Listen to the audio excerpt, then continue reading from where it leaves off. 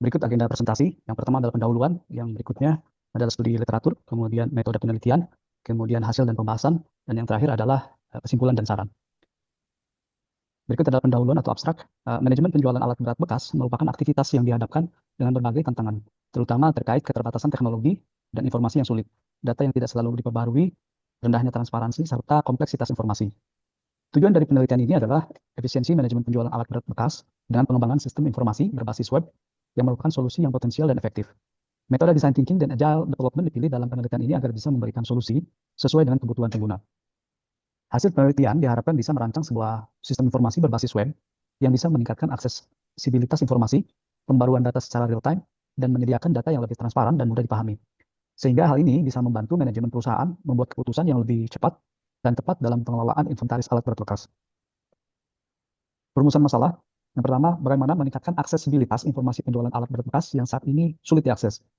Kemudian, bagaimana meningkatkan transparansi informasi dalam penjualan alat berat bekas yang saat ini masih rendah. Kemudian yang terakhir, permasalahannya adalah bagaimana meningkatkan integrasi data dalam proses penjualan alat berat bekas sehingga menjadi lebih baik. Tujuan penelitian ada 4. Yang pertama adalah pengembangan sistem informasi berbasis web yang mempermudah akses informasi penjualan alat berat bekas bagi pihak-pihak yang berwenang, sehingga informasi dapat diakses dengan lebih mudah dan cepat. Yang kedua, mengembangkan sistem informasi yang meningkatkan integrasi data dan informasi dari setiap proses penjualan alat berat menjadi lebih baik. Yang ketiga, mengembangkan sistem informasi yang meningkatkan transparansi data dan informasi penjualan alat berat bekas.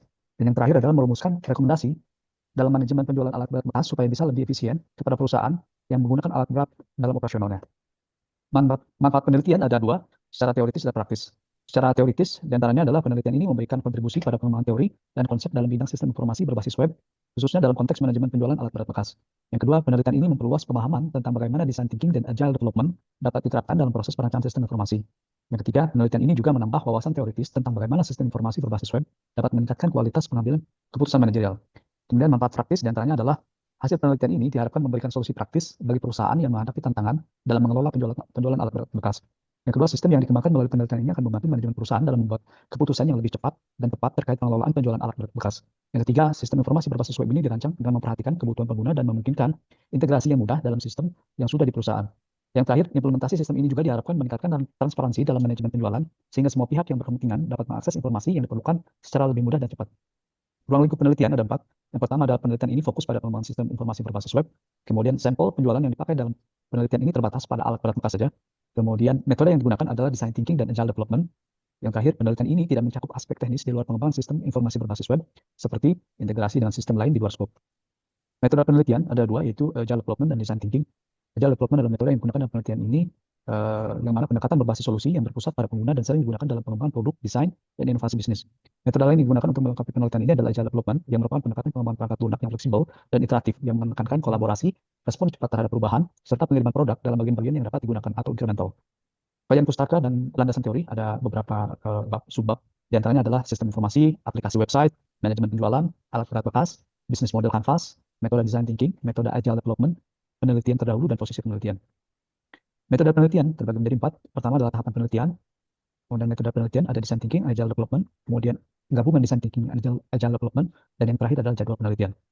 Tahapan penelitian sebagaimana terpampang di slide masing-masing.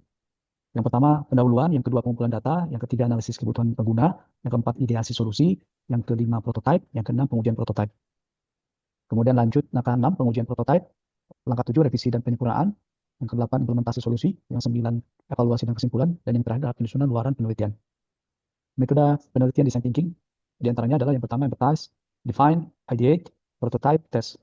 Empathize bisa dilakukan dengan berbagai cara, yaitu untuk case ini, wawancara, observasi, mengidentifikasi masalah. Berikut juga dengan define, ideate, prototype, dan test. Berikutnya adalah agile development, terdiri dari plan, design, develop, test, deploy, review, and sprint. Di mana masing-masing tahap bisa dilakukan dengan berbagai cara, diantaranya mengidentifikasi kebutuhan fungsional sistem, menetapkan tujuan sprint, itu untuk plan. Berikutnya untuk desain, merancang arsitektur sistem dan fitur utama, membuat wireframe UI UX, dan juga berikutnya ya. Berikut gabungan design thinking dan agile development. Yang pertama, empathize.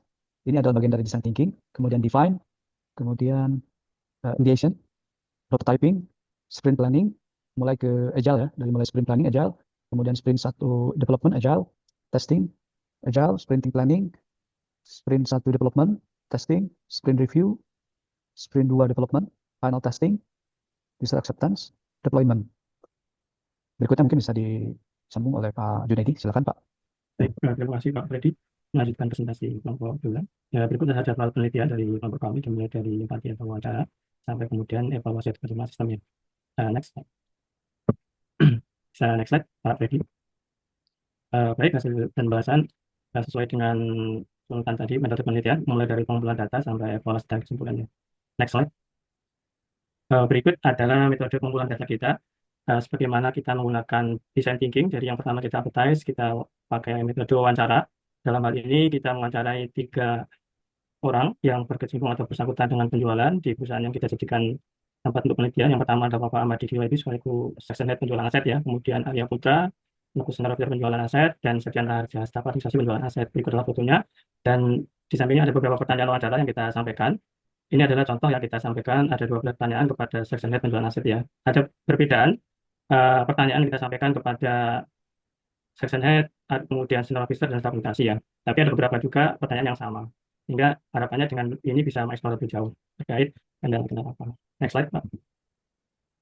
Dari wawancara kita dapat hasilnya, kemudian kita buat user persona ya, mulai dari latar belakang, kemudian tantangan yang dihadapi, kebutuhan teknis, teknologi yang dibutuhkan, tujuan dan motivasi, based on hasil wawancara dari 3 orang ya, dari section head, kemudian dari senior officer, kemudian juga dari staf administrasi. Ini untuk memperdalam kita supaya kita mengeksplor lebih jauh kendala apa yang dihadapi, teknologi apa yang diperlukan, dan sebagainya. Next slide. Setelah kita membuat user persona, kita dalami lebih dalam lagi terkait, yaitu kita bikin 4 map ya. Jadi di sini kita ada 4 pertanyaan, yaitu say, think, do, dan feel ya. Dari sini kita nanti akan mendapatkan pain dan gain, pengalaman negatif dan harapan dari user, karena kita menggunakan design thinking ya. Misalkan kita pain, proses yang lambat, ketergantungan manual, kurang notifikasi di sistem, kompleksitas data gitu ya. Dari 4 map seorang senior officer ya. Begitu pula akan ada pain dan gain yang kita dapatkan dari section head ataupun dari staf administrasi. Next slide. Nah, dari user persona, kemudian kita masuk ke user journey map.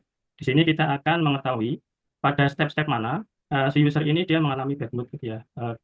Bad mood atau kendala utama. Nah, dari situlah nanti kita bisa memunculkan ide-ide gitu ya. Baik itu dari staf administrasi, kemudian dari section head ataupun dari senior officer dalam aktivitas keseharian dalam kerja. Tentunya juga tahapan-tahapan yang dilakukan oleh seorang senior officer, section head, dan staf administrasi berbeda. Sehingga di sini ada beberapa tahapan yang berbeda. Next slide.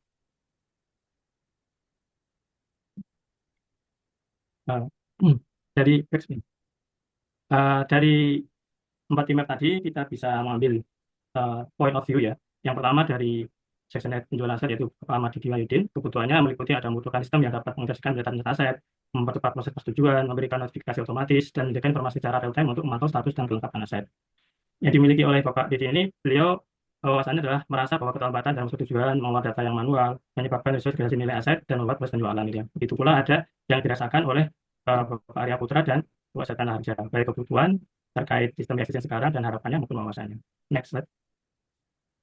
Nah, dari situ kita bisa menganalisis ya, pakai SWOT, yaitu strength, weakness, opportunity, dan threat dari hal yang tadi sudah kita explore.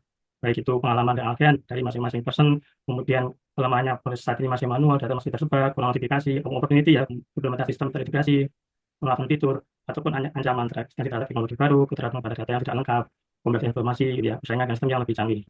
Next slide. Nah, dari permasalahan tadi kita akan brainstorming, kita dapat ide ya, kita eksplor masing-masing ide-ide di masing-masing permasalahan, data tersebar, proses manual, belum ada notifikasi, belum ada alat bantu real time, kita eksplor berbagai macam ide. Next slide. Nah, dari ide itu kita kerucutkan ada untuk data tersebar ada 2, menyediakan satu platform dan integrasi data, kemudian proses manual kita otomatisasi dan template pengisian dokumen. Untuk notifikasi belum ada, kita buatkan notifikasi status, kemudian login aktivitas dan dashboard berbasis peran. Kemudian untuk alat bantu real time kita ada akses terkontrol, visualisasi status data, dan sistem validasi otomatis. Next. Nah, berikut adalah peradangan prototipe kita. Yang pertama terkait login. Login ini based on wewenang, jadi hanya orang-orang tertentu yang dia punya akses yang bisa login ya. Itulah informasi yang dijual dan status unit. Next slide.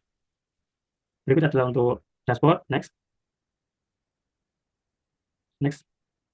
Kesimpulannya adalah penelitian ini merancang prototipe hanya mockup ya, sehingga perlu dieksplor lebih jauh terkait penjualan ini. Tapi dengan mockup ini kita bisa mengetahui terkait masalah data integrasi proses penjualan sehingga bisa mengatasi kendala manual. Next. Kemudian saran, ya perusahaan saran untuk melakukan penelitian lebih jauh untuk tes prototipe